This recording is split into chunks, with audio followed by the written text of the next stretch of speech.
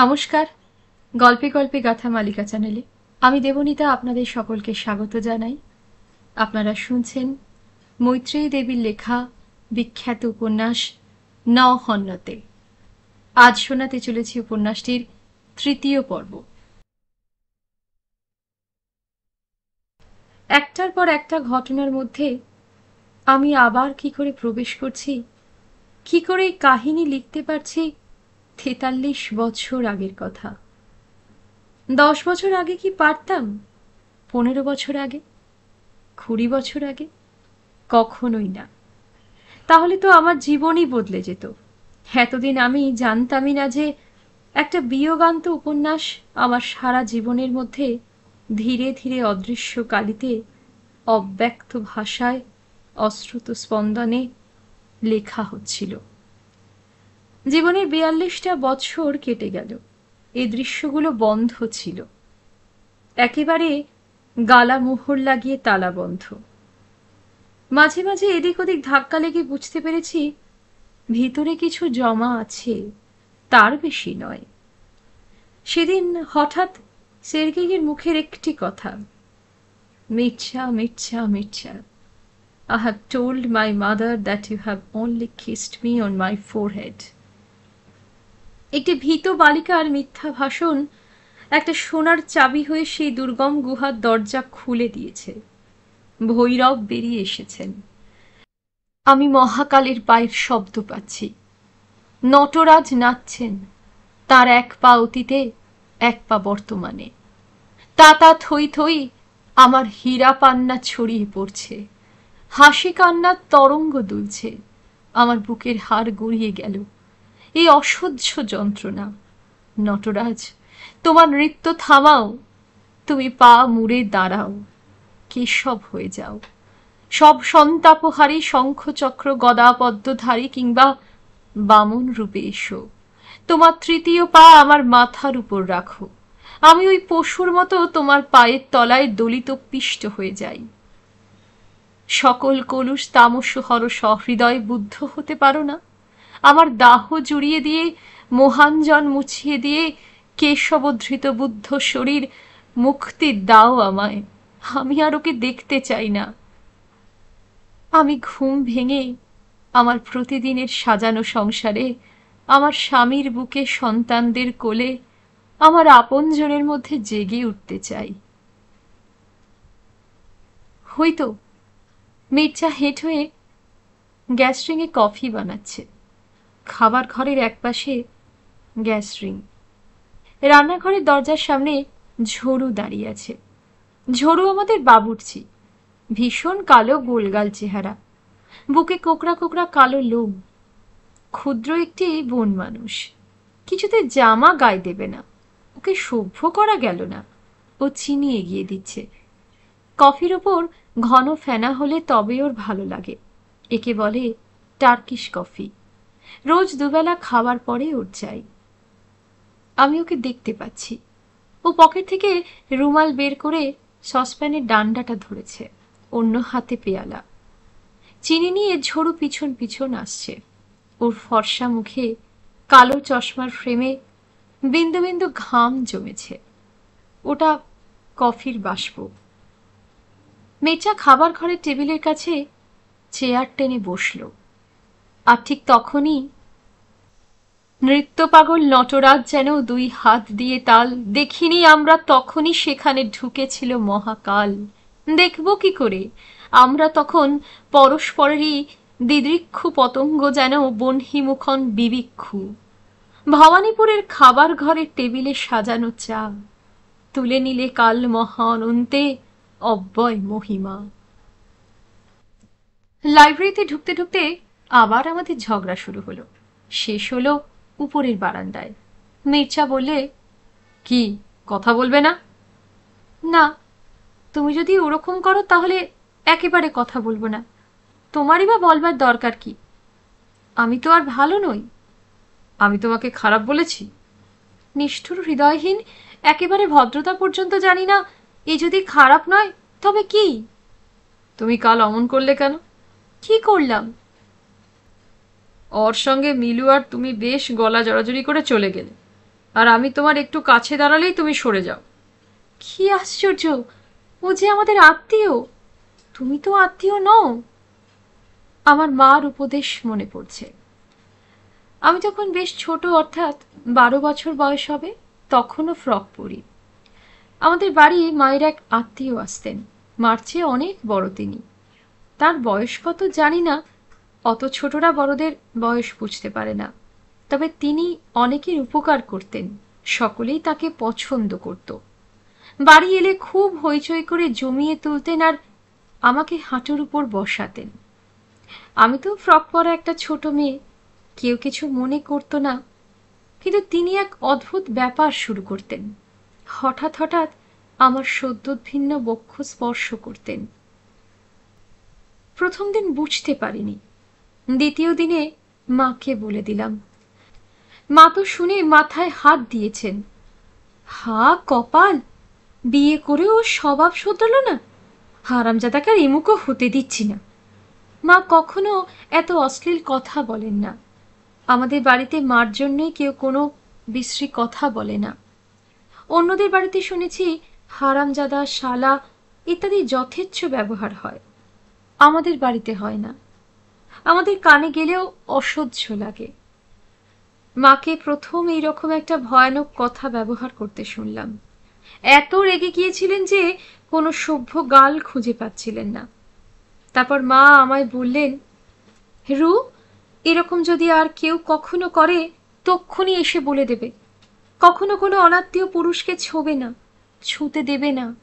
তাতে ফল খুব খারাপ হতে পারে। শরীর তো খারাপ হবেই, মৃত্যু পর্যন্ত হতে পারে। কথাটা আমার ঠিক বিশ্বাস হয়নি। মৃত্যু কি করে হবে? অত সব তোমায় এখন বলতে পারছি না, কিন্তু যা বলছি শোনো, খুব সাবধানে থাকতে হয় মেয়েদের। এ কথা ঠিকই যে অনেক লোকই অতি অদ্ভুত ব্যবহার করে। যত দিন যাচ্ছে আমি অনেক বড় বড় লোকের চোখেও লোলুপ দৃষ্টি দেখেছি। গা ঘিন ঘিন করে, বিশ্রী লাগে। এই যেমন কমলবাবু অতি শিক্ষিত, যাকে কালচার্ড বলা হয়ে থাকে, এলিটো, রীতিমতো রবীন্দ্র ভক্ত, বহু কবিতা ওর মুখস্থ। এলেই আমায় বিরক্ত করবে। সেদিন আমি বসবার ঘরে কোমরে কাপড় জড়িয়ে ঝুল ঝাড়ছি, এমন সময় তিনি এসে উপস্থিত। আমাকে ওই অবস্থায় দেখে কবিতা আবৃত্তি শুরু করেছে। রাজমহিমারে যে কর পরশে তব পার করিবারে দ্বিগুণ মহিমান্বিত, সে সুন্দর করে ধুলি ঝাঁট দাও তুমি আপনার ঘরে। কবিতা শুনলেই আমার ভালো লাগে, তাই আমিও আবৃত্তি করছি। হঠাৎ ভদ্রলোক আমাকে পিছন থেকে জড়িয়ে ধরলেন। মনে হলো যেন সাপ ছোবল মারতে উদ্যত। আমি কোনো রকমে নিজেকে ছাড়িয়ে পালালাম। মা শুনে বললেন, বাহারে পাঞ্জাবি আর নাগরাই পড়লেই ভদ্র হয় না। মার কথা এখন আমি বুঝতে পারি। আমি জানি এসবের পিছনে অদৃশ্য একটা গোপন জগৎ আছে। সেখানকার সবটা খবর আমি জানি না। মার কথা শুনে শুনে আমার খুব পাপ বোধ জন্মাচ্ছে। ঠিকই কথা, ওকেও আমার গলা জড়াতে দেওয়া ঠিক হয়নি, হলোই বা দাদার মতো। আমার মনে মনে দ্রুত নানা কথা চলে যাচ্ছে। হঠাৎ দেখি মির্জা আমার দিকে স্থির দৃষ্টিতে চেয়ে আছে। ক্ষমা করো, এই বলে দুহাত দিয়ে সে আমার দুহাত ধরে করপল্লব চুম্বন করলে। আমি চুপ করে দাঁড়িয়ে আছি, চিত্রার্পিত। ও আমার হাত ছাড়ছে না। আমার হাতের পাতা দুটো ওর হাতের মধ্যে নিপীড়িত, গড়িয়ে যাচ্ছে। ও তার উপর মুখ রাখছে। অনন্ত সময় চলে যাচ্ছে, কতক্ষণ কে জানে। ও ছাড়ছে না। আমি হাত ছাড়াবার চেষ্টা করছি, পারছি না। আমি ঊর্ধ্বমুখে প্রার্থনা করবার চেষ্টা করছি, নিজের কাছ থেকে নিজেকে রক্ষা করবার চেষ্টা করছি। কারণ আমি তো এখন ছুটে পালাতে চাইছি না, চাইছি ও ভুজ বন্ধন। কিন্তু ও আমাকে আর একটুও কাছে টানেনি। আমাদের মধ্যে অনেক ব্যবধান। ও জানে আমি বাধা দিচ্ছি। ছাড়ো ছাড়ো মির্জা, তুমি আমার হাত গড়িয়ে দিয়েছ, একেবারে মেরে ফেলেছ আমায়। মির্জা মুখ তুলল। আমি অবাক হয়ে ওর দিকে চেয়ে আছি। আমার একটুও সরে যেতে ইচ্ছে করছে না। শরীরের মধ্যে ঘুঙুর বাজছে। এ কি কখনো শরীর খারাপ হওয়া বলে না। আমার দুধারে যেন প্রজাপতি পাখা মেলেছে, আমি উড়ে যেতে পারি। আমার হাতের উপর মির্জা আবার তার মুখ রাখছে। আকাশ নেমে এসেছে, রৌদ্রতপ্ত নীলাকাশ যেন মাটির উপর পড়ে গিয়েছে। নীলে অম্বর চুম্বন নত হয়ে স্থির হয়ে আছে আমার হাতের উপর। সেদিন রাত্রিটা একটা আশ্চর্য রাত্রি। চারিদিক জ্যোৎস্নায় আলো ছায়া মেলে কলকাতার ওই রাস্তাটাকে ইন্দ্রপুরী করে তুলেছে। আমি বারান্দায় দাঁড়িয়ে আছি, ঘড়িতে বাজছে 1টা 2টো, ঢং ঢং। চাঁদ এদিক থেকে উঠে ওদিকে চলেছে, চলেছে কালপুরুষ। আমি দাঁড়িয়ে আছি বারান্দায় একা। আমার চুল বাঁধা হয়নি, চুল উঠছে। আমার ছায়া পড়েছে পাশের দেওয়ালে। আমি নার্সিসাসের মতো নিজের ছায়ার দিকে চেয়ে আছি। পূর্ণ চাঁদের মায়া জড়ানো আমার এই তন্নি দেহ ছায়া আমাকে আশ্চর্য করে দিচ্ছে। ওই শরীরে যে মন বাস করে সে কেমন, আমি তার সন্ধানে আছি। মির্জা আমার আত্মাকে দেখতে চায়। শঙ্কর বলেছেন আত্মা ছাড়া জগৎ মিথ্যা, সবই ওই ছায়াটার মতন। কিন্তু ওই ছায়াটাও তো মিথ্যা নয়। ওর পাশে ওই যে মাধবীলতাটা দুলছে, ওটাও সত্য, জ্যোতির্ময় সত্য। আমার ভালো লাগছে, কি আশ্চর্য সুখে আমার দেহ মন ভরে রয়েছে। আনন্দ সাগরে ভাষা কথাটা শুনেছিলাম, এই প্রথম বুঝলাম তার ঠিক অর্থটা কি। আমার মন ওই জ্যোৎস্নার মতো হয়ে গেছে। সোমপাইদের মতো আমি জ্যোৎস্না পান করে আকাশ গঙ্গায় ভাসছি। আমার হাতে তারার প্রদীপ, গলায় তারার মালা, উপরে লাল রঙের ব্রহ্মহৃদয় জ্বলছে। ওই তো আমার টিপ। আমার পায়ে তারার ঘুঙুর বাজছে, রুমুকু ঝুমুকু রিমিঝিম। ওটা ঘুঙুর নয়, নিচে মির্জা পিয়ানো বাজাচ্ছে। ও নিশ্চয়ই অনেক রাত অবধি জাগবে, ও ঘুমোতে পারবে না, আমিও যেমন পারছি না। আমি জানি ও কি চায়। অজ্ঞাত রহস্যলোকের পর্দাটা সরে যাচ্ছে, আমি বুঝতে পারছি তার ওপাশে কি আছে। আমার মার কথায় আমার অচল বিশ্বাস ছিল, কিন্তু সে বিশ্বাস কমে যাচ্ছে। এখানে পাপ কিছু নেই, তাহলে তো আমি চিনতে পারতাম, যেমন বহুবার চিনেছি উদ্যত সর্পকে। কিন্তু এ তো জ্যোৎস্নার বাগান, এ তো পদ্মের সরোবর। কিংবা কবি যে লিখেছেন রূপসাগর, এই কি সে রূপসাগর? কোনো কিছু ভাবতে গেলেই আমার কবিতা মনে আসে, কবিতা মনে এলেই কবিকেও মনে পড়ে। কতদিন আমি তাকে দেখিনি, কিন্তু সেজন্য আমার কষ্ট হচ্ছে না। এটা কি অন্যায়? এটা কি সত্যভঙ্গ? আমি কি কোনো প্রত্যুষে প্রথম সূর্যের দিকে তাকিয়ে বলেছিলাম, ধায় যেন মোর সকল ভালোবাসা প্রভু তোমার পানে, তোমার পানে। আমি আর কিছুকে আর কাউকে তোমার চেয়ে বড় হতে দেব না। আমি কি সে সত্যচ্যুত? কয়েকদিন থেকে এই কথাটা আমার মনে যাওয়া আসা করছে, আমি উত্তর পাইনি। আজ আমি উত্তর পাচ্ছি। আজ উত্তর আনন্দের সিঁড়ি বেয়ে আমার সামনে এসে দাঁড়িয়েছে। সত্য থেকে কি কেউ চ্যুত হতে পারে? সত্য সবাইকে ধারণ করে রাখে। আমার মনের সমস্ত তারগুলি তো তাঁরই সুরে বাঁধা। তিনিই বাজাচ্ছেন এই গান। আমার দেহ মন জুড়ে সুরের তরঙ্গ তুলেছেন তিনিই তো। তার গানের ভিতর দিয়েই আমার মনে আশ্চর্য রহস্যলোকের ভিতর ঢুকছে। ঠিক যেমন লিখেছিলেন, তোমার গানের ভিতর দিয়ে যখন দেখি ভুবনখানি, তখন তারে চিনি আমি, তখন তারে জানি। উনি ঈশ্বর সম্বন্ধে লিখেছেন, আমি মানুষ সম্বন্ধে ভাবছি। আমি একটা ছোট্ট মেয়ে, মানুষই যথেষ্ট আমার পক্ষে, ঈশ্বরের দরকার নেই।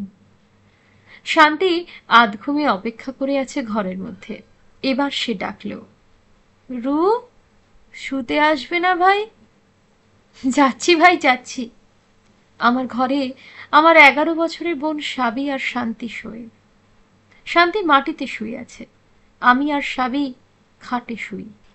কোনো কোনো দিন আমি মাটিতে মাদুর বিছিয়ে শুয়ে থাকি, আমার ভালো লাগে। স্বামী ঘুমোচ্ছে, আমি ওর পাশে বসে ওর গায়ের চাদরটা ঠিক করে দিলাম। কোকড়া কোকড়া চুলে ঘেরা ওর সুন্দর মুখের ওপর জ্যোৎস্না এসে পড়েছে। কি সরল নিষ্পাপ ওর আলোয় ধোয়া মুখ! কিন্তু মানুষ কি সত্যই কখনো সরল থাকে? আজ সকালে লাইব্রেরি থেকে যখন বেরিয়ে এলাম, ও সিঁড়ির কাছে দাঁড়িয়েছিল। তখন আমি ওর উজ্জ্বল চোখে একটা তীক্ষ্ণতা দেখেছিলাম। সেটা কি? কথাটা মনে করে আমার গায়ে কাঁটা দিল। একটা অজ্ঞাত অশুভ আশঙ্কা আমার আনন্দ সাগরকে চঞ্চল করে তুলল। আমি হাত জোর করে প্রার্থনা করতে চাইলাম। কার কাছে প্রার্থনা করব জানি না। মানুষের কান শব্দের তরঙ্গ ছাড়া শুনতে পায় না, একটু দূরেই তা পৌঁছয় না। কিন্তু এমন কি কোনো কান আছে যা দূরেও থাকে কাছেও থাকে, যেখানে সব পৌঁছয়? কে তুমি আমার গুরুর হাতে পরশ পাথর দিয়েছ আমাকে জাগাবে বলে? কে তুমি এই আনন্দ সাগরকে বইয়ে এনেছ? যদি তেমন কেউ থাকো তবে দিও, আমার হাতে অরূপ রতন দিও, আমার শূন্য হাতে ফিরিয়ে দিও না। আমার ঘুম আসছে। মির্জা আমার হাতের উপর ছোট্ট একটা ক্ষত করে দিয়েছিল। আমি তাতে হাত বুলাচ্ছি, আর সেটা আস্তে আস্তে বড় হচ্ছে, আমার বুকের উপর ছড়িয়ে পড়ছে। আমি দেখছি আমি পড়ে আছি আহত। সে চলে গেছে। বাবা বলেছেন, মির্জা যদি কিছুটা সময় করতে পারে তাহলে সে আর তুমি বইয়ের ক্যাটালগ করো নূতন করে। অনেক বই বাবার লাইব্রেরিতে, কয়েক হাজার, কত কে জানে, 7-8 হাজার হবে। একটা বড় চৌকো কাঠের বাক্সে খুব খুব ঘর করা আছে, আর কার্ড তৈরি করা হয়েছে। আমরা প্রত্যেক দিন 4-5 ঘন্টা একসঙ্গে কাজ করি। তারপর বিকেলে সবাই একসঙ্গে গাড়ি করে বেড়াতে যাই। মোটের উপর 7-8 ঘন্টা আমরা একসঙ্গে থাকি দিনের মধ্যে। তবু দুপুরে যেটুকু সময় উপরে যাই, আমার অস্থির লাগে ওর কাছে আসবার জন্য, যেন একটা অদৃশ্য দড়ি দিয়ে ওর সঙ্গে কে আমায় বাঁধছে। এ বাঁধন কি ছিঁড়তে পারে? তাহলে আমি বাঁচবই না। কিন্তু এই কথাটা ঘুণাক্ষরেও কাউকে বলিনি, নীলু কেউ না। ও বুঝতে পারবে না, ও আমাকে খারাপ ভাববে। কিন্তু আমি জানি আমি খারাপ নয়, কখনোই নয়। আমি মির্জাকেও বলিনি আমার মনের অবস্থাটা কি। ও তো সন্দেহে ভরপুর। আমার উপর ওর একেবারে আস্থা নেই বলেই মনে হয়। যখনই আমরা একসঙ্গে থাকি, কোনো বইয়ের গল্প হয় কিংবা কবিতার। হাঙ্গার বইটা পড়েছি, আমার ভালো লাগেনি। একটা বিশেষ কারণে ভালো লাগেনি, সে আমি ওকে বলতে পারবো না। ওখানে একটা দৃশ্যের বর্ণনা আছে, সেটা সম্বন্ধে জুগুপ্সা মিশ্রিত কৌতূহল আমার ভালো না লাগার কারণ। তাছাড়া হাঙ্গার অর্থাৎ একটা লোক দিনের পর দিন অনাহারে আছে, এ কষ্টটা আমি বুঝবো কি করে? আমি কোনোদিন হাঙ্গারের পীড়ন জানি না, একদিনও অনাহারে থাকিনি। সর্বদা ভালো ভালো খাবার নিয়ে মা সাদাসাদি করছেন। দেহের অন্য হাঙ্গারের কথাও ওখানে আছে। আমি এখনো তার কোনো পীড়নে পীড়িত নয়। ওই জগৎটা অপরিচিত আমার। আর মনের হাঙ্গার তো জানিই না। রূপে রসে বর্ণে গন্ধে তো তা পূর্ণ করবার আয়োজন রয়েছে। আমি ওকে বললাম, আমি হাঙ্গার বইটা বুঝতে পারিনি। ও বললে, খই দেখি। আমি বইটা এগিয়ে দিতে গেলে ও আমার কুটি বেষ্টন করে কাছে টেনে নিল, আর আমি বোধহয় যুগান্তরের সংস্কারের তাড়নায় বাঁ হাতে ওকে ধরে থেকেও ডান হাত দিয়ে ওর ফর্সা গালের উপর, ছি ছি, এখনো ভাবতে আমার লজ্জা হয়, একটা চড় মারলাম, বেশ জোরেই। ওর গালটা লাল হলো। ও অবাক হয়ে চেয়ে আছে। আমার ডান হাতের কবজিটা জোর করে ধরে ও আস্তে আস্তে বলল, তুমি আমায় মারলে। কি করব? জানো তুমি, আমাদের দেশে কোনো মেয়ে যদি এরকম করে তাহলে সেটা অসম্ভব অপমান, ওকে জিল করা বলে। এটা তো তোমাদের দেশ না। বেশ, আমি কালকেই চলে যাব, আর কোনোদিনও আসবো না। ভয় আমার অন্তরাত্মা শুকিয়ে গেছে। কি হবে যদি সত্যি সত্যি চলে যায়? ক্ষমা করো মির্জা, ক্ষমা করো, আমি ইচ্ছে করে করিনি। ইচ্ছে করে করনি? ও বিস্মিত। সত্যি বলছি, তোমায় কি করে যে কি হলো জানি না, হাতটাই অসভ্যতা করেছে, আমি করিনি। অবস্থাটা স্বাভাবিক হতে বেশিক্ষণ লাগলো না। আমি অনুতপ্ত, খুবই নরম। মনের ভাবটা, আর একবার করে দেখো, কিছু বলবো না। ও কিন্তু সাবধানে আছে, খুব সাবধানে। আমাদের ঝগড়া মিটে গেছে। আমি অনেক ভেবে দেখেছি, ও যখন আমাকে এত চায়, তখন একটা কিছু করতেই হবে। স্ত্রী পুরুষের সম্পর্ক সম্বন্ধে আমার ধারণাটা খুবই অস্পষ্ট, কিন্তু কুয়াশার ভিতর থেকে একটু একটু স্পষ্ট হয়ে উঠছে। আমি বুঝতে পারছি, বুদ্ধি দিয়ে নয়, অনুভূতি দিয়ে। ফুলের ওপর আলো পড়ে, তার পাপড়িগুলি যখন খোলে তখন ফুল তো জানে না ফল ফলাবার নির্দেশ আসছে কোন অলক্ষ্য থেকে। তেমনি প্রেম, সূর্যের আলোর মতোই উজ্জ্বল উত্তপ্ত প্রেম আমার শরীরে প্রবিষ্ট হয়ে তাকে উন্মুখ করে তুলেছে। আমি জানি না তার নির্দেশ কিসের দিকে। শারীরিক শুচিতা সম্বন্ধে ভারতীয় মেয়েদের উত্তরাধিকার সূত্রে পাওয়া নানা বদ্ধমূল ধারণা আছে। আমিও তা থেকে মুক্ত নই। স্বামী ছাড়া অন্য কোনো পুরুষকে তারা ভালোবাসে না, বাসতে পারে না, ছুঁতে তো পারেই না। অন্য পুরুষ হচ্ছে পরপুরুষ। কোনো কোনো মেয়ে সেরকম করে, তারা হচ্ছে শৈরিনী। এই পরিভাষাগুলো আমি শুনেছি। যেমন চোখের বালির বিনোদিনী হচ্ছে শৈরিনী। ইতিমধ্যে চরিত্রহীনও আমি নৌকাডুবির মলাটের মধ্যে রেখে পড়ে ফেলেছি। চরিত্রহীনের ওই দুষ্টু বউটার সঙ্গে হাঙ্গার বইয়ের লোকটার বেশ মিল আছে। ওই তরুণী বিধবা বউটা বলছে, যে তৃষ্ণায় মানুষ নর্দমার কালো জল অঞ্জলি ভরে পান করে, আমার ছিল সেই পিপাসা। এই তৃষ্ণাটা কি? সত্যি তো আর জলের নয়, কারণ ওরা যতই গরিব হোক, ওদের বাড়িতে কল ছিল নিশ্চয়ই। কিন্তু এই বইগুলো বিশ্রী। আমার মনে গুনগুনিয়ে গান আসছে, চোখে আমার তৃষ্ণা, তৃষ্ণা আমার বক্ষ জুড়ে। রবি ঠাকুরের মতো সুন্দর করে আর কোথাও কোনো লেখক মনের কথা বলতে পারে না। ভালো মন্দের দ্বন্দ্বে আমার বুকের ভিতরটা কাঁপছে। তবু আমি কতকগুলি ধারণা নিজেই তৈরি করে নিয়েছি। শরীরের কোন কোন অংশ স্পৃষ্ট হলে পাপ স্পর্শ হতে পারে। যেমন খাবার টেবিলে বসে ও যে ক্রমাগত আমার পায়ের উপর পা রাখে, সেটা কখনো পাপ নয়। পাদস্পর্শ করলে পাপ হবে কি করে? এই হচ্ছে অকাট্য যুক্তি। হাতেও নিশ্চয়ই পাপ হবে না, হতেই পারে না, সর্বদা হ্যান্ডশেক করা হয়। তাই একদিন আমি লাইব্রেরিতে ওকে বললাম, মির্জা, তুমি আমার হাতটা নিতে পারো। এই বলে আমি আমার হাতটা তুলে ধরে ওর দিকে মেলে ধরলাম। ও দুই হাত বাড়িয়ে দিয়ে আমার হাতটা ধরল। আমার হঠাৎ মনে হলো, এইবারে বুঝলাম কেন হাতকে মৃণালের সঙ্গে তুলনা করা হয়। বৃন্তের উপর করপল্লব পদ্মের মতো দেখায়, কর কমল। আমার হাতের উপর ওর হাতটা কত ফর্সা। ঈষৎ ঈর্ষা মিশ্রিত চোখে তাকিয়ে আছি। ও দুই লুব্ধ হাতে আমার হাতটা টেনে নিল, হাতের উপর মাথা রাখল, মুখ রাখল কাঁধের উপরে। সমস্ত হাতে ও পল্লবে আমি ক্ষণে ক্ষণে ওর অধরে স্পর্শ পেতে লাগলাম। ক্রমে ক্রমে আমার হাতটা আমার শরীর থেকে বিচ্ছিন্ন হয়ে গেল, কিংবা হাতটাই আমি হয়ে গেলাম। আমার সমস্ত অনুভূতি ওইখানে একত্র হয়েছে, আমার একাগ্র সত্তা ওইখানে স্পন্দিত। কতক্ষণ জানি না, কতক্ষণও আমার হাতের পল্লব ওর বুকের উপর রেখেছে, ওর শরীর, ওর গলা আমার কনুইয়ের উপর, কাঁধের কাছে ওর মুখ। ও স্থির থাকছে না, ক্রমাগত নড়ছে। ক্রমে ক্রমে আমার হাত আর যেন রক্ত মাংসের পদার্থ রইল না, ওর থেকে স্থূল বস্তু উধাও হয়ে গেল।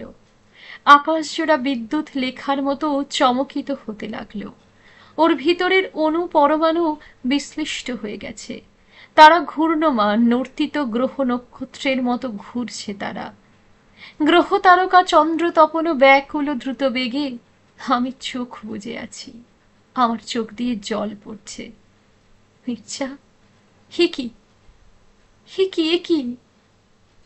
চোখের জলে আমার বালিশ ভিজে গেছে। আমি তো ভবানীপুরের লাইব্রেরিতে নেই, আমি বালিগঞ্জের বাড়িতে আমার খাটে শুয়ে আছি, কিন্তু কি আশ্চর্য, আমার হাতটা এখনো আমি হয়ে আছে। আমার শরীর অসাড়। আমি পাশ ফিরতে চেষ্টা করছি, দেখি আমার স্বামী কনুইয়ের উপর ভর করে ঈষৎ উত্থিত হয়ে আমার দিকে চেয়ে আছেন। তোমার কি হয়েছে আমায় বলবে না? আমার ৩৮ বছর বিয়ে হয়েছে। আমি খুব নিপুণ সংসার করেছি, কোনো ত্রুটি নেই। আমি হাত বাড়িয়ে আমার স্বামীর হাতটা ধরবার চেষ্টা করলাম। ছি ছি, এতদিন পরে কেন এসব চিন্তা, কোথায় বা মির্জা? তখনই এক বুক ভাঙা নিঃশ্বাস পড়ল। সে যেন বলল, এই তো আমি, তোমার জীবন বায়ুতে প্রবিষ্ট। এতদিন ভুলেছিলে কেন? কেন কেন? কিছুদিন আগে আমাদের বাড়িতে একটা বেশ বড় রকমের গোলমাল শুরু হয়েছে। আমাদের খুব নিকট আত্মীয়া একটি মেয়েকে নিয়ে দিদিমা এ বাড়িতে এসেছেন। মেয়েটির নাম আরাধনা। সে আমার চেয়ে ৬ বছরের বড়, তবু আমরা বন্ধুর মতো। আরাধনা অপূর্ব সুন্দরী। ওদের বাড়িতে থেকে যতীন বলে একটি দরিদ্র ছেলে পড়াশোনা করত। পড়াশোনায় খুব ভালো, দেখতে সুন্দর এবং অনুগত ছিল বলে আরাধনার বাবা ঠিক করলেন যে তার সঙ্গে যতীনের বিয়ে দেবেন। আরাধনার যখন ১২ বছর বয়স, তখন থেকেই এই বিয়ে স্থির। বড় হলে বিয়ে হবে। ওরা এক বাড়িতেই থাকে, ওদের দেখাশোনা হয়, কিন্তু আরাধনা যতীনকে দু চোখে দেখতে পারে না। যতীন যদি ওর ঘরে ঢোকে, তবে আরাধনা তৎক্ষণাৎ উঠে চলে যায়। যতীন যদি ওকে চিঠি লেখে, ও ছিঁড়ে ফেলে দেয় না পড়েই। সে সময় নিজের বিয়ে নিয়ে মা বাবার সঙ্গে কেউ কথা বলতো না, তবুও ও বারবার ওর মাকে, বাবাকে, দিদিকে কেঁদে কেঁদে বলেছে, আমি ওকে বিয়ে করব না, ওকে আমার একটুও ভালো লাগে না। ওর মা, বাবা, দিদিরা তো অবাক। এ আবার কি কথা, অমন সোনার চাঁদ ছেলে ভালো লাগবে না কেন? বেশি বেশি আহ্লাদীপনা। ও দিদিরা বললেন, ওর তোকে অত পছন্দ, তোর কেন নয়? তুই বা কি এমন রাজেন্দ্রাণী যে সাদা সম্বন্ধ ফিরিয়ে দেব আমরা? অতএব আরাধনার যখন ১৪ বছর বয়স, তখন যতীনের সঙ্গে ওর বিয়ে হয়ে গেছে। ওদের একটি ছেলেও হয়েছে। এখন আরাধনার বয়স ২৩। ওর স্বামী ওকে খুব খোশামত করে, সর্বক্ষণ ওর পায়ে পড়ে আছে বললেই হয়। কিন্তু আরাধনা বলে ওর জীবনটা বিরাট এক ডোজ কুইনাইন মিক্সচার। মুখ থেকে তেতো আর যাচ্ছেই না। ভাইরু, ওই লোকটার সঙ্গে থাকতে যে আমার কি কষ্ট, কি বলবো তোকে। কেন ভাই? যতীন মেশো তো খুব ভালোবাসেন তোমায়। রাগ রাগ, ওসব ন্যাকামো। কিন্তু একদিন এই কুইনাইনের তেতো ওর মুখ থেকে চলে গেল। মুখে মধুর আস্বাদ পেল আরাধনা। ওদের পাশের বাড়িতে একটি তরুণ প্রফেসর ওরই বয়সী এলেন। ওদের সঙ্গে আলাপ হলো। আরাধনা জানতে পারল কার প্রতীক্ষায় এতদিন তার শরীর মন কুইনাইন মুখে নিয়েও বেঁচে ছিল। কিন্তু তরুণ প্রফেসর, তার নাম সৌমেন। তিনিও তো ভারতীয় নারীর কোলে জন্মেছেন। আমার মায়ের মতন তারও মা তাকে ভালো মন্দ চিনতে শিখিয়েছেন এদেশের যুগ যুগের আদর্শ অনুসারে। যদিও সে আদর্শ পুরুষের জন্য ছিল না, কিন্তু সৌমেন তো শুধু ভারতীয় নয়, সে আবার আধুনিকও। তাই নীতির ক্ষেত্রে সে স্ত্রী পুরুষের তফাৎ করে না। সৌমেনের ভালোবাসা আরাধনার চেয়েও অনেক গভীর। সারা জীবন দিয়ে সে তার প্রমাণ দিয়ে গিয়েছে। কিন্তু তবু সে ওকে বলেছে তাদের দেখাশোনা না হওয়াই ভালো। স্বামী প্রতি আরাধনার কর্তব্যচ্যুতি সে চায় না। হিন্দুরা তো বিবাহ বিচ্ছেদ করতে পারে না। তবে তবে কি হবে এর পরিণাম? কাজেই দেখাশোনা আর সে করবে না। আরাধনার কিন্তু অত নীতিক জ্ঞান নেই। বলে, দেখাশোনা হবে না কেন? দ্রৌপদীর যদি পঞ্চপতি থাকতে পারে, আমার না হয় দুটোই রইল। কিন্তু এটা ঠাট্টা। সৌমেন নিজের মন নিয়ে অস্থির হয়ে গেছে, ছটফট করছে, ঠিক করতে পারছে না কর্তব্য। শেষ পর্যন্ত আরাধনাকে একটি চিঠি লিখে পতিব্রতা হয়ে অনুরোধ জানিয়ে সে খ্রিস্টানদের পেনিটেনশিয়ারিতে বন্ধ হয়ে আছে।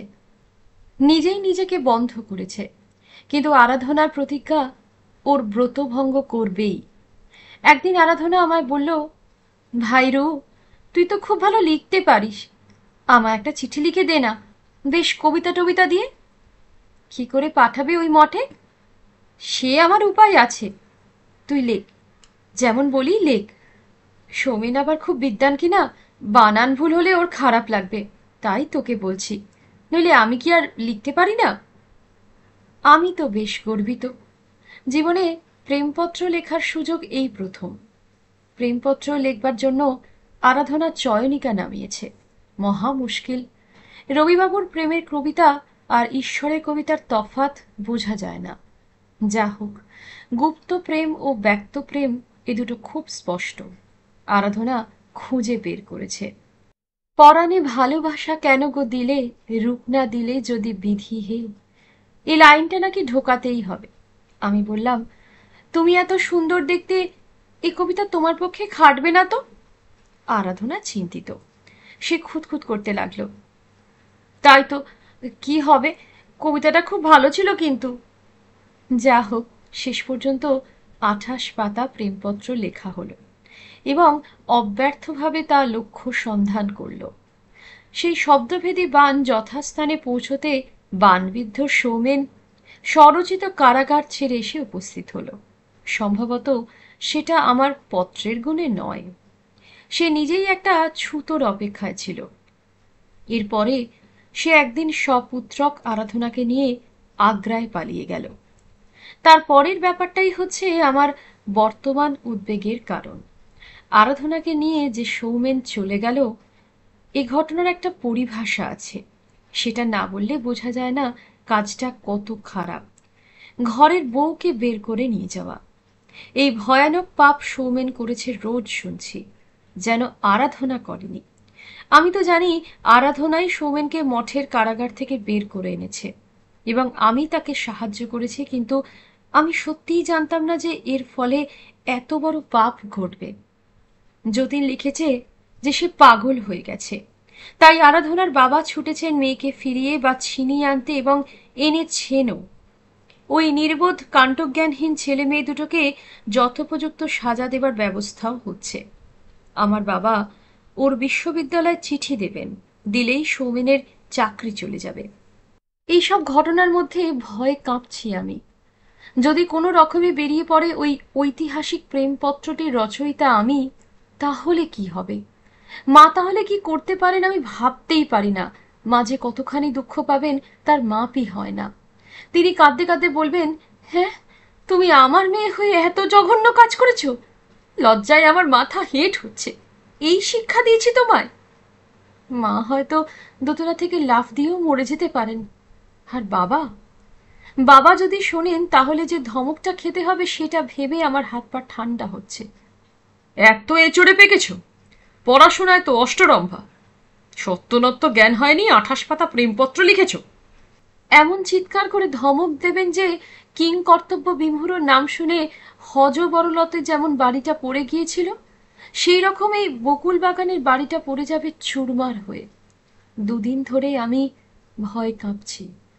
আমার একমাত্র ভরসা আরাধনার নিশ্চয়ই এটুকু অহংকার আছে যে বলে দেবে না তার প্রেমপত্রটা অন্য কেউ লিখে দিয়েছে।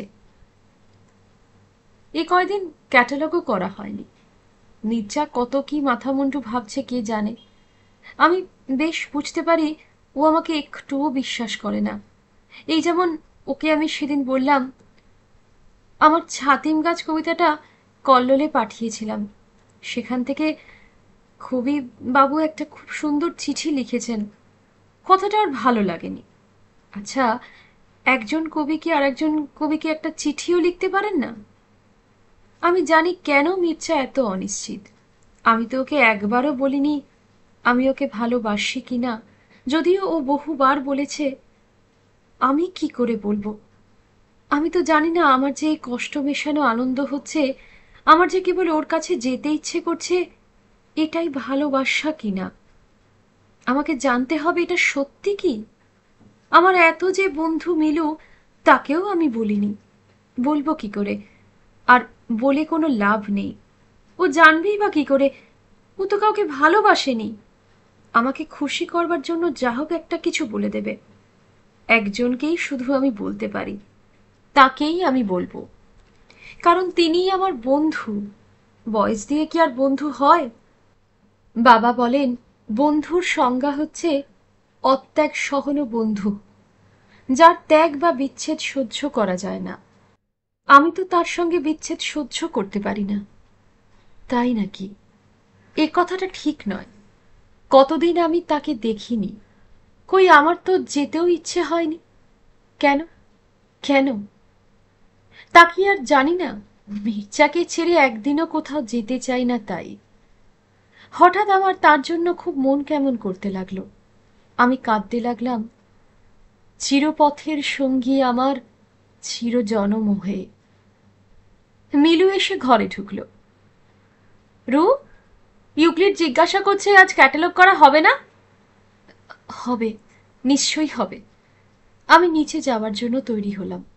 চুল ঠিক করলাম, টিপ পরলাম।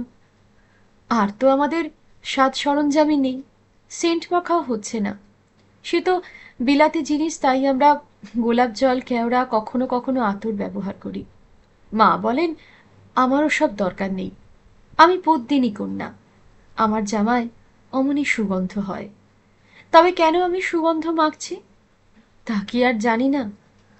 আমি ওকে ধোঁকা দিচ্ছি। বেচারা ভাবছে আমি ওকে ঠেলে দিচ্ছি, কিন্তু সেটা ঠিক নয়। আমি ওকে কাছেই চাই। সিঁড়ি দিয়ে নামছি আর আমার শরীর শিরশির করছে। এটা ঘটলো ঠিক সেই দিন কিনা আমি বলতে পারবো না, কারণ আমার তো কোনো জার্নাল নেই।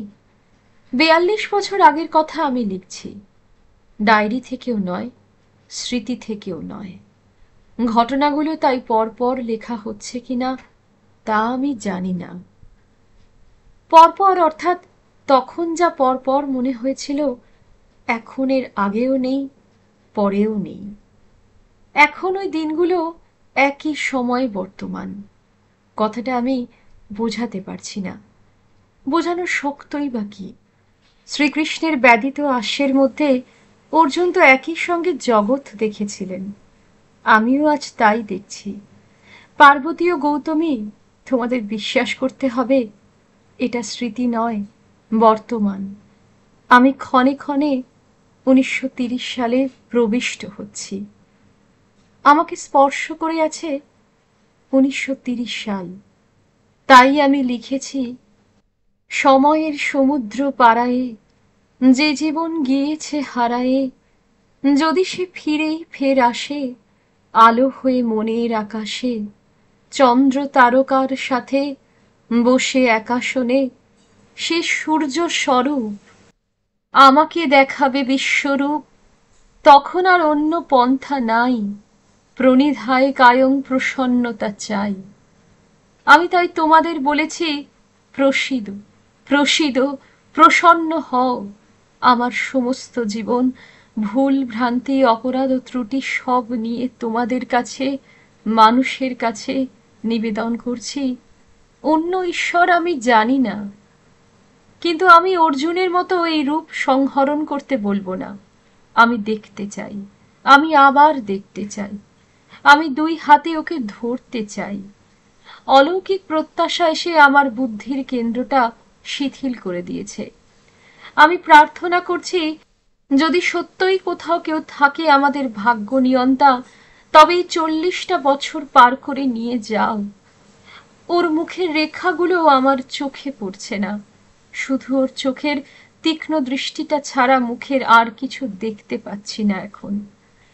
কেবল সব সময় ওর ফর্সা গলাটা দেখি, আর শার্টের ফাঁক দিয়ে মুখ বের করে থাকা বুকের একটু অংশ। আমি ওইখানে কান পেতে শুনতে চাই, গভীরে, খুব গভীরে, জন্মান্তরের মতো বিচ্ছিন্ন অথচ যুক্ত সেই আশ্চর্য সুরটা এখনো কোথাও বাজছে কিনা। সেই প্রথম আলোর চরণধ্বনি, সেই প্রথম প্রেমের কল্লোল। আমরা বই সাজাচ্ছি, নাম লেখা হচ্ছে কার্ডে, বাক্সে কার্ড ফেলা হচ্ছে। আমরা কাজ করে যাচ্ছি নীরবে। আমি আর চোখে ওকে দেখছি। ওর হাতটা একটু একটু কাঁপছে। ওর ভিতরে কি হচ্ছে কে জানে। তারপরে তারপরে কি? জানি না কোনোদিন কোথায়, কোন ঘরে আমি দেখতে পাচ্ছি না। আমি দেখছি একটা গড়ার দেওয়া বড় জানালা, আর তার সামনে আমরা। আমি হঠাৎ দেখলাম আমি ওর ভুজবন্ধনে, আর ওর মুখ আমার মুখের উপর নেমে আসছে। আমি চেষ্টা করছি নিজেকে ছাড়িয়ে নিতে, যুদ্ধ করছি। কেন যুদ্ধ করছি কে জানে, জানি না। পরাজিত হওয়ার জন্যই নিশ্চয়ই, সুচিতা রক্ষা করবার জন্য নয়, কখনো নয়। আমি পরাজিত হলাম। মেঘচা আমার মুখের উপর তার মুখ রাখল। নরম মধুর স্পর্শে আমার মুখটা খুলে গেল। আমি মুখের ভিতর তার মুখের স্পর্শ পেলাম। আমার সারা শরীর গান গেয়ে উঠেছে, তবু আমার চোখ দিয়ে জল পড়ছে। আমার ওই রকমই, কোনটা যে হর্ষ কোনটা বিষাদ বোঝা যায় না। ও কোথা থেকে এত আনন্দ নিয়ে আসতে পারে? কি করে এরকম হয়? আমি যা শুনেছিলাম, আরাধনা আমায় যা বলেছিল, এ তার থেকে অনেক ভালো। অবশ্য শুনে কিছুই বোঝা যায় না, পড়েও না। এরকম সবাই জানে কি?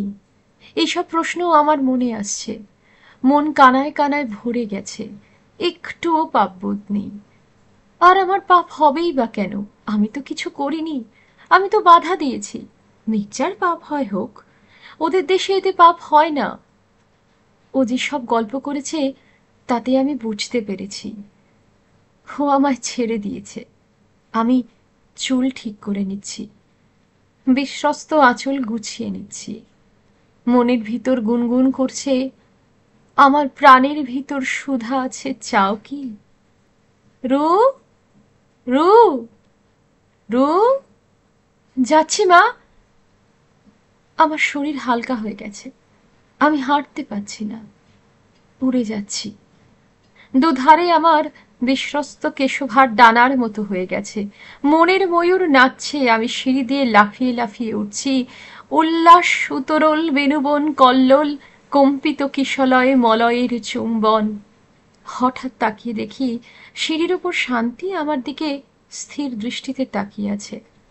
সে চোখে ঈর্ষা নয়, না না, নিন্দাও নয়, আছে শুধু শন প্রত্যয় জ্ঞা ধাতুর উত্তর। জিজ্ঞাসা জিজ্ঞাসা জ্ঞানের ইচ্ছা, কিন্তু ভয়ে আমার হাত পা ঠান্ডা। কম্পিত কিশলয় স্তম্ভিত হয়ে গেছে। মলয়ের চুম্বনও মলয় বাতাসে কোন গড় ঠিকানায় চলে গেছে কে জানে। কিন্তু সাহস দরকার, ভয় পেলেই বিপদ। তাই নির্বিকার মুখে বললাম, কি দেখছিস হাঁ করে? হাঁ করে কি দেখছি? কোথায় ছিলে এতক্ষণ? চোরের মার বড় গলা। আমি খুব দর্পিত ভঙ্গিতে বললাম, তুমি জানো না ক্যাটালগ করছি না? শান্তি স্থির চেয়ে রইল। এবার আর জিজ্ঞাসা নয়, কেমন যেন উদাস। ওর চোখে কি জল? শান্তি আমার চেয়ে 5 বছরের বড়। আমি 16 পূর্ণ হয়ে 17তে পড়ব, ও তাহলে 21 পূর্ণ হয়ে 22-এ। ও দেখতে ওর দাদা খোকারি মতো। ওর মুখ চওড়া, নাকও তাই।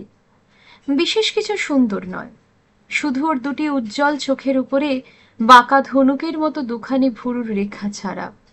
ও খুব কথা বলে, হাসি খুশি মেয়ে। ও বরাবর গরিব, খুবই গরিব। ওর দাদা আর ও দুজনেই আমাদের বাড়িতেই থাকে। লেখাপড়া সামান্যই জানে, শেখবার সুযোগ পেল কোথায়? 9 বছর বয়সে তো বিয়েই হয়ে গেল পূর্ববঙ্গের কোনো গ্রামের একটি 19 বছরের ছেলের সঙ্গে। ছেলেটির নাম রমেন। 19 বছরের ছেলে 1 বছর পরেই 20 হলো, আর 1 বছর পরেই 21। তখন তার পূর্ণ যৌবন।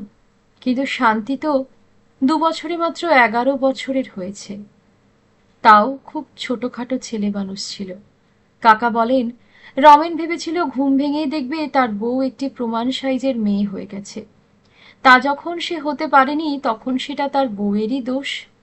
সেই মহা অপরাধের সাজা দেওয়ার জন্য রমেন একটি প্রমাণ সাইজের মেয়ে বিয়ে করে আনলো। এ মেয়েটি শুধু বড় নয়, সুন্দরীও। কাজেই শান্তি তার স্বামীর বাড়িতে দাসী হয়ে গেল। ওর কাজ ছিল শুধু ওই দুজনের সেবা করা। ওর স্বামীর খাট থেকে নেমে ওকে মাটিতে শুতে হলো। ওরা দুজনে মশারি ফেলে শুয়ে থাকবে, আর শান্তি বেচারা বসে তাদের পা টিপে দেবে। একটু এদিক ওদিক হলে ওরা লাথি মারবে। শান্তি বলে, পা টিপতে তত আপত্তি ছিল না, না হয় স্বামীর পা টিপলুমি, কিন্তু ভাই ফরিদপুরে গ্রামের মশা কামড়, এরকম আর কতদিন চলে? কতই বা মানুষ সহ্য করতে পারে? অবশেষে শান্তি একদিন বিষ খেল। অবশ্য মরল না। ওদের প্রতিবেশীরা খবর দিতে খোকা ওকে গিয়ে নিয়ে এসেছে। শান্তির মা, যিনি 18টি সন্তানের জননী, তিনি শান্তিকে তার সেই দুর্বৃত্ত স্বামীর ঘরেই ফেরত পাঠাতে চান। বলেন, শত হোক স্বামীর ঘরই মেয়ে মানুষের ঘর। আমার মা এই শুনে তাড়াতাড়ি ওকে নিয়ে এসেছেন। শান্তির মা বলেন, বউটান, তুমি যে ওকে স্বামীর ঘরে যেতে দিচ্ছ না, যুবতী মেয়ে একলা থাকবে কোথায়? সারা জীবন ওর ভরণ পোষণই বা করবে কে? মা বলেছেন, চিন্তার কোনো কারণ নেই, ও আমাদের বাড়িতে থেকে নার্সিং পড়বে, ওকে আমি নিজের পায়ে দাঁড় করিয়ে দেবই। পরের বিপদে সাহায্য করার ব্যাপারে মা একলাই একটা ইনস্টিটিউশন। কত লোককে সাহায্য করেছেন তার কোনো হিসেব নেই। খোকাও এ বাড়িতে থেকে টাইপিং শিখছে, কিন্তু শান্তি আর খোকা এক নয়। শান্তি উদয় অস্ত পরিশ্রম করে তার অন্যের ঋণ শোধ করে। সকলেই ওর উপর হুকুম করে, আমিও। শান্তি, এক গ্লাস জল দে তো, বলতে কারোর লাগে কি কোনো বাধা? কিন্তু খোকা, ও হাসাতে পারে, তাছাড়া কোনো কাজ ওকে দিয়ে হবার জোর নেই। বাবা ওকে দু চোখে দেখতে পারেন না। ও পারতপক্ষে বাবার সামনে আসে না। বাবা যদি পারেন তবে ওকে বাড়ি থেকে এখনই বের করে দেন, কিন্তু মার জন্য পারেন না। মা কাউকে তাড়াবেন না, আর এই সংসারে নিঃসন্দেহে তিনিই কর্ত্রী। শান্তি বেচারীকে স্বামী থেকেও বিধবার জীবনযাপন করতে হবে, সেজন্য মার খুব দুঃখ। তবে পুরোপুরি বিধবা নয়, ও সিঁদুর পরতে পারে, পারওয়ালা কাপড় পরতে পারে, দুবেলা ভাত তো খেতে পারেই, মাছও খেতে পারে। কিন্তু বিয়ে আর ওর হবে না। হিন্দুর মেয়ের স্বামী মরলেই বিয়ে হয় না, তো স্বামী থাকতে। কিন্তু মা যদি পারেন তবে ওর বিয়ে দেন। মা বলেন, যদি কোনো উপায় থাকতো তবে আমি শান্তির বিয়ে দিতাম, ও তো কুমারী। কিন্তু উপায় তো নেই। বেআইনি কাজ করলে রমেন এখানে এসে ধুন্ধুমার লাগিয়ে দেবে। অর্থাৎ ধুন্ধু দানবকে হত্যা করবার সময় যেরকম কোলাহল হয়েছিল সেই রকম কোলাহল করবে রাস্তায় দাঁড়িয়ে, লোক জড়ো করবে, থানায় যাবে, এসব সে পারে, এবং দু একবার সামান্য কারণে করেওছে। কিন্তু শান্তি একজনকে ভালোবাসে, সে ওর মার বাড়ির কাছেই থাকে। তার পায়ের শব্দের জন্য ওর শান্তি কান পেতে থাকে, কিন্তু সেই এ বাড়িতে আসে না। মা কিছুতেই এটা বরদাস্ত করবেন না। তার স্ত্রী আছে, সে বিবাহিত। শান্তির জীবনের এই সমস্যার কোনো সমাধান নেই। তাই আমি ভাবছি, শান্তির চোখে জল দেখলাম কেন? ও এত কষ্ট পেয়েছে যে ওর চোখের জল শুকিয়ে গিয়েছে। একটা শঙ্কা আমার বুকের ভিতর গুড়গুড় করে উঠল, আর তখনই গুনগুন করলো একটা গানের কলি। শঙ্কিত চিত্ত মোর, পাছে ভাঙে বৃন্ত ডোর। আচ্ছা, রবি ঠাকুর এত জানলেন কি করে? তারও নিশ্চয়ই এরকম হয়েছিল। এরকম মানে মির্জার মতো, আমার মতো নয়। আমি তো মেয়ে। বাহ, এ তো মেয়েদেরই কথা। সরম রক্ত রাগে তার গোপন স্বপ্ন জাগে। এ তো ছেলের কথা নয়। সরম ভরম এসব তো মেয়েদেরই ব্যাপার। তাহলে কোনো মেয়ে ওকে বলেছিল। কে সে হতে পারে? বইগুলো খুঁজে খুঁজে দেখতে হবে। ছি, গুরুজন সম্বন্ধে বাজে কথা ভাবতে নেই। আমি আয়নার সামনে দাঁড়িয়েছি, আমার আঁচল খসে গেছে, আমার নাচতে ইচ্ছে করছে। আমি হাততালি দিয়ে দিয়ে ঘুরছি, যৌবন সরসিনীরে মেলান শতদল, কোন চঞ্চল বন্যায় টলমল টলমল। এই গানটা কিছুদিন আগে প্রেসিডেন্সি কলেজে সুশীল দেখে হারমোনিয়াম বাজিয়ে গাইতে শুনেছিলাম, কি ভালো লেগেছিল। কতবার ভেবেছি ওই ভদ্রলোকের কাছে আর একবার শুনলে হতো। তা কি করে হবে? বাবাকে কি বলা যায়, তোমার ছাত্রীর কাছে ওই গানটা শুনতে চাই আমি? অবশ্য বললে কি হতো? কিছুই হতো না। বাবা বেশ গর্ব ভরেই বলতেন, ও সুশীল, আমার মেয়ে তোমার কাছে একটা গান শুনতে চায়, তুমি একবার আমাদের বাড়ি এসো। যা হোক, আমি তা বলিনি। আর তাছাড়া গানটা তখন ভালো করে বুঝিইনি, এখন বুঝছি। প্রত্যেক দিন এক একটা গান বা কবিতা আমার মনে বা শরীরে অর্থবান হচ্ছে। শরীরেও? শরীর কি গানের অর্থ বোঝে? নিশ্চয়ই। এই গানটা তো আমার শরীরেই অর্থ পাচ্ছে। তাই তো আমার নাচতে ইচ্ছে করছে, টলমল টলমল টলমল। আমি ঘুরছি ঘুরছি ঘুরছি। শান্তি ঘরে ঢুকে আয়নার সামনে টুলটায় বসলো। ওর সুন্দর বাঁকা যুগল ভুরুর মাঝখানে সিঁদুরের টিপ জল জল করছে। আমার সিঁদুর পরতে ইচ্ছে করছে। আমি ওর মুখটা আমার দু হাতে ধরে গান করলাম, তারই গন্ধ কেশর মাঝে এক বিন্দু নয়ন জল, টলমল টলমল। ও শান্তি, যৌবন সরসী নীরে মিলানো শতদল কি তা তুই জানিস? খেপে গেলে নাকি? আমার নাচ শিখতে ইচ্ছে করছে। শান্তিনিকেতনে রবি ঠাকুর মেয়েদের নাচ শেখাচ্ছেন। যাও না শেখো, তাহলেই হয়েছে। বাবা আমাকে ছাড়বেন? বাবা আমাকে কোথাও যেতে দেবেন না। আমি এখানে বন্দি, অবশ্য স্নেহে বন্দি, কিন্তু কোনো বন্দি দশাই সুখের নয়। একবার রবীন্দ্রনাথ আমাকে বলেছিলেন, তোমার বাবার কাছ থেকে তোমাকে আমি কয়েক মাসের জন্য ধার নেব। আমি মালিনী নাটকের জন্য কাউকে খুঁজছি, তুমি পারবে। মালিনীর মতো তোমার মনের আকাশ আছে। মনের আকাশ, এমন একটা কথাই প্রথম শুনলাম। এর আগে আকাশ আকাশেই ছিল। ওই কথাটা শোনা মাত্র তা মনে নেমে এলো, তার সমস্ত নীল রং নিয়ে ছড়িয়ে গেল। কি যে এক অনির্বচনীয় আনন্দে মন ভরে গেল। উনি কথার জাদুকর। কথা দিয়েই উনি আকাশে মেঘ জড়ো করে অলকানন্দা নামাতে পারেন। মল্লারের দরকারই হয় না। কিন্তু বাবা আমাকে ছাড়লেন। তিনি বললেন, নাটক থিয়েটার করে জীবনটা কাটাও আর কি। ছাত্রানাম অধ্যয়নং তপ। দেখো শান্তি, আমার যখন বিয়ে হবে, আমি যখন স্বাধীন হব, তখন আমি সাবিকে আমার বাড়ি নিয়ে নাচ শেখাবো। কেউ আটকাতে পারবে না। আমার ধারণা, বিয়ে হলেই সবাই স্বাধীন হয়। অবশ্য শান্তির মতো বিয়ে হলে নয়। কিন্তু কে স্বাধীন? আমার মা কি স্বাধীন?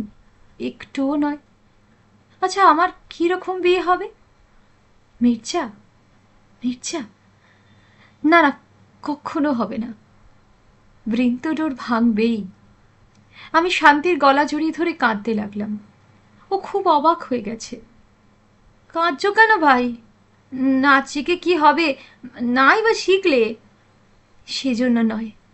আমার মন কেমন করছে, ভীষণ মন কেমন করছে। বড় টেবিল ল্যাম্পটা জ্বলছে। তার ঘেরাটা সাদা গোল একটা বড় পাত্রের মতো। একপাশে বেতের সোফাটার উপরে আমি হেলান দিয়ে বসেছি। অন্য পাশে খাটের উপর মির্জা বসেছে। ওর পাটা ছড়িয়ে দিয়েছে। এই ভঙ্গিতে ওর পাটাই আমার বারবার মনে পড়ে। আমার ওর পাটা একটু ছুঁতে ইচ্ছে করছে। পা দিয়ে নয়, হাত দিয়ে। ইস, ওর পায়ে আমি হাত দিতে যাব কেন? অত কিছু বড় নয়। আর তাছাড়া ওই তো আমার পায়ে ধরবে। আমি যদি রাধার মতো মুখ ভার করে ঘাড় বেঁকিয়ে বসি, তাহলে ও আমার পায়ে ধরবে। দেহি পদ পল্লব মুদারম, এটা হলে বেশ হতো। সত্যি সত্যি রাগ তো আর হচ্ছে না। ওই কবিতাটার জন্যই ভাবছি। গীতগোবিন্দ পড়ে এরকম একটা ছবি ভেসে ওঠে। রাধা ঘাড় ফিরিয়ে বসে আছে আর কৃষ্ণ পায়ের কাছে নত। কৃষ্ণের রং কালো নয়, সাদা। আমাদের বামুন ঠাকুরন গান করছেন, মান করে থাকা আর কি সাজে। এখন জয়দেব পড়ছি। নীল রঙের মলাটে পূর্ণ চক্রবর্তীর আঁকা ছবি দেওয়া বাংলা অনুবাদ সহ একটা বই উপহার পেয়েছি। বাংলা অনুবাদটা পড়ি না অবশ্য, দরকার কি এমন কবিতা পড়ে। গীতগোবিন্দ অমনি বোঝা যায়, যদিও সবটা বুঝি না। যেমন স্মর গরল খণ্ডনং, গরল কি? গরল আবার কোথায় প্রেমের মধ্যে?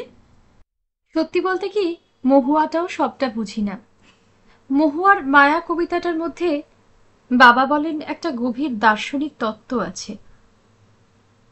আমাকে বুঝিয়েও দিয়েছেন, কিন্তু আমি এখন দার্শনিক তত্ত্বে মন দিতে পারছি না। কবিতা এখন আমি অন্যভাবে বুঝছি। এত ভালো করে কোনো দিনও বুঝিনি। প্রতিদিন নূতন করে বুঝছি। কিন্তু মহুয়ার ওই কবিতাটা, এই ক্ষণটুকু হোক সেই চিরকাল, আমি বুঝতে পারছি না এই ক্ষণটুকু চিরকাল হতে যাবে কি দুঃখে। চিরকালই বা পাবো না কেন, বরং ওটা বুঝতে পারি আমরা দুজনা স্বর্গ খেলনা গড়িব না ধরণীতে। সেদিন মির্জাকে শুনিয়েছি, ওর খুব ভালো লেগেছে। আমি ওর দিকে দেখছি, ওর মুখ চোখ কেমন যেন অন্যমনস্ক, কি ভাবছে কে জানে। আজ যদিও আমাকে হুইটম্যান শোনাতে চায়, শুনবই না। সেদিন 3টে কবিতা শুনিয়েছে, কবিতা না চেলাকাঠ। কিন্তু মির্জা আজ সাহিত্য ভাবছে না, বাংলা পড়বারও ইচ্ছে নেই। সিগারেটটা নিভিয়ে অ্যাস্ট্রেতে গুঁজে দিয়ে ও আমার দিকে তীক্ষ্ণ দৃষ্টিতে তাকালো। তারপর চশমাটা খুলে চশমা মুছল। আমি ওর চশমাবিহীন চোখ দেখতে পাচ্ছি। চশমা খুললে আমার ভারী ভয় করে, ও দৃষ্টিটা বদলে যায়, অন্য লোক মনে হয়। চশমা খুললে আমি সহ্য করতে পারি না কেন মির্জা? আমার যে মায়োপিয়া, ওর চোখের জন্য আমার খুব ভয়, কি জানি অন্ধ হয়ে যাবে না তো। ও বললে, একটা কথা বলছি শোনো, তুমি আমাকে বিয়ে করবে? আমার বেশ হাসি পাচ্ছে। এ কি প্রপোজ করা বলে? ইংরেজি গল্পের বইতে পড়েছি, অত দূরে বসে ঘরে না মোটেই, হাঁটু গেড়ে বসে হাত ধরে করতে হয়। যা, কিছু হলো না। 7 হাত দূরে বসে তুমি আমায় বিয়ে করবে? আহারে, এ ঘরের সামনের দরজাটাই তো বাড়িতে ঢুকবার পথের ওপর খোলা। এখান দিয়ে সর্বদা লোক যাতায়াত করছে। পর্দা নামে একটা পদার্থ ঝুলছে বটে, তবে সেটা ন্যূনতম, সেটা থাকাও যা, না থাকাও তাই, কাজেই নিরুপায়। পিয়ানোর উপর ওর বোনের একটা ছবি আছে, সুন্দর মেয়ে। আমার ওর সঙ্গে ভাব করতে ইচ্ছে করছে। মির্জা ওর বোনকে সবচেয়ে ভালোবাসে। ও বললে, আমি আমার মাকে বোনকে তোমার কথা সব লিখেছি, ওরা খুব খুশি হবেন, তোমার কোনো অসুবিধে হবে না আমার বাড়িতে। এইবারে আমার বুকের ভিতরটা কাঁপছে। একটা কাগজ আর পেন্সিল পড়েছিল, সেটা নিয়ে আমি হিজিবিজি লিখছি। আমি কি উত্তর দেব? বলো বলো, আমায় বিয়ে করতে তোমার কোনো আপত্তি নেই তো? কথা বলছো না কেন? আমার কথায় কিছুই হবে না মির্জা, বাবা কখনো রাজি হবেন না। ও বিষম আশ্চর্য হয়ে গেছে। ওরা রাজি হবেন না? ওরা তো রাজি আছেনই। কি করে জানলে? ওরা আমাকে এত ভালোবাসেন, এত আপন করে নিয়েছেন কেন তবে? বাহ, তাতে কি হয়েছে? তাই বলে তোমার সঙ্গে বিয়ে দেবেন এমন কথা নেই। অমৃতা, তোমার নিজের কথা বলো, ওদের কথা পরে হবে। তোমার বাধা কোথায় আমি শুনতে চাই। এই দেখো, আবার আমায় অবিশ্বাস করছে। আমি মনে মনে বলছি, অবিশ্বাস করো না তুমি, এই মুহূর্তে নয়। ত্বমসি মম জীবনম, ত্বমসি মম ভূষণং, ত্বমসি মম ভবজলধিরত্নং। মুখে বলতে পারছি না, কিছু বলতে পারছি না। না, আমি মাথা নিচু করে কাগজে লিখে যাচ্ছি হিজিবিজি। শোনো অমৃতা, আমি তোমায় বলছি, আমি তোমাকে তোমার প্রিয়জনের কাছ থেকে নিয়ে যাব না। আমি এখানেই থাকবো। ইউনিভার্সিটিতে একটা 150 টাকা মাইনের লেকচারশিপ নেব, আর কিছুই চাই না, ওতেই বেশ চলে যাবে। মির্জা, আমার বাবা কখনো রাজি হবেন না, কখনো নয়। কেন? আমি খ্রিস্টান বলে? আমার গায়ের রং সাদা বলে? কেন তা জানি না, তবে তুমি বিদেশি বলেই নিশ্চয়ই। তুমি কি বলতে চাও? প্রফেসর জাত মানেন? দার্শনিকের কাছে হিন্দু, মুসলমান, বৌদ্ধ, খ্রিস্টান আছে? খুব আছে। আমি কাগজে লিখছি। তুমি আমার এত কাছে এলে কেন? কেন কেন? কোথা থেকে এলে? কেন এলে? ও বলছে, তাই যদি হবে তাহলে ওরা তোমাকে আমার সঙ্গে এরকম ছেড়ে দিলেন কেন? সব সময় একসঙ্গে আছি। তাতে কি হয়েছে? ভাই বোনের মতো কি মেশা যায় না? আমরা যে পারলাম না, সে তো আমাদেরই দোষ। সে কি? ও বিস্মিত মর্মাহত, যেন এমন কথা জন্মে শোনেনি। আমার রাগ হচ্ছে। ক্যাটালগ করতে দেওয়া মানে কি বাগদান নাকি?